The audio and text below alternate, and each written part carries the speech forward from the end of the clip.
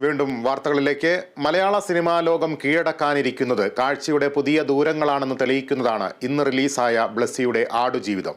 ഇത്രനാൾ novelist ബെന്യാമിൻ്റെ ആടുജീവിതം എന്നറിയപ്പെട്ടിരുന്ന സൃഷ്ടി ഇനി മുതൽ ബ്ലസ്സിയുടെ സ്വന്തം ചിത്രം എന്ന വിശേഷണത്തിന് കൂടി അർഹമായിരിക്കുകയാണ്.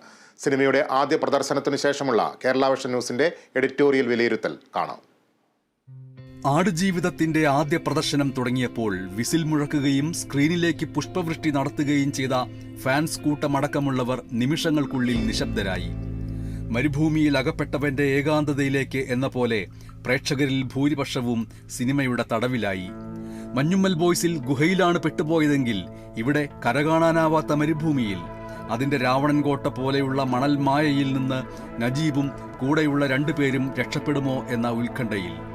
മഞ്ഞുമ്മൽ ബോയ്സിൽ ഗുഹയിൽ നിന്ന് രക്ഷിക്കാൻ ജീവൻ പണയം വയ്ക്കുന്ന സുഹൃത്താണെങ്കിൽ ഇവിടെ മരുഭൂമിക്കുരുക്കിൽ നിന്ന് രക്ഷപ്പെടാൻ ശ്രമിക്കുന്ന 3 പേരും പരസ്പരം സ്വന്തം വിയർപ്പുതുള്ളി കൂടെയുള്ളവന്റെ ദാഹം മാറ്റാൻ ഇറ്റിച്ചു കൊടുക്കുന്ന ഭാഷകൾക്കും സംസ്കാരങ്ങൾക്കും അതീതമായ കാരുണ്യം.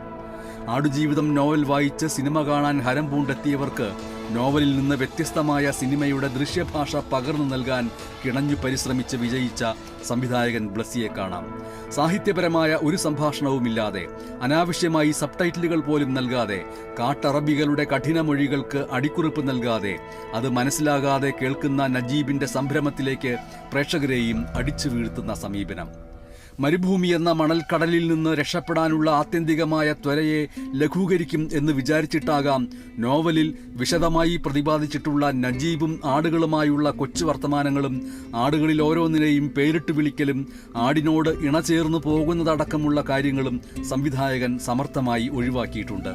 ഇത് ഒരു ബ്ലസ്സി ചിത്രം തന്നെയാണ് എന്ന് ഓരോ ഫ്രെയിമിലും സമീപനത്തിലും ഉറപ്പിക്കാനുള്ള സർഗാത്മക ശ്രമം. ആടുജീവിതം നോവൽ വായിക്കാതെ വന്നവരാണെങ്കിലോ അവർക്കും കിടിലം കൊള്ളിക്കുന്ന ഒരു അപരിചിത ലോകമാണ് സിനിമ കാത്തുവച്ചിരിക്കുന്നത്.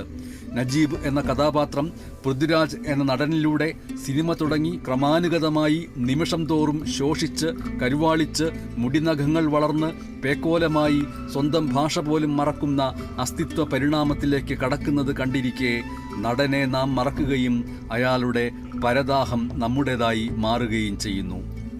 2 മണിക്കൂർ 57 മിനിറ്റ് കൊണ്ട് നാം ജീവിതത്തിന്റെ ഒരു മറുകരയിൽ പോയി മടങ്ങി വരുന്നു. നമ്മുടെ ജീവിതം ഇപ്പോഴും ഏതെങ്കിലും ഈശ്വരന്റെ കാരുണ്യത്തിലോ നീതിന്യായ വ്യവസ്ഥയുടെ ചിട്ടയിലോ അല്ലെന്നും അടങ്ങാത്ത ജീവിതാവേശം മൂലം അതിജീവിക്കാനുള്ള ഇച്ഛയിലാണെന്നും ഈ ചിത്രം തെളിയിക്കുന്നു. MS Banesh, Kerala vision news.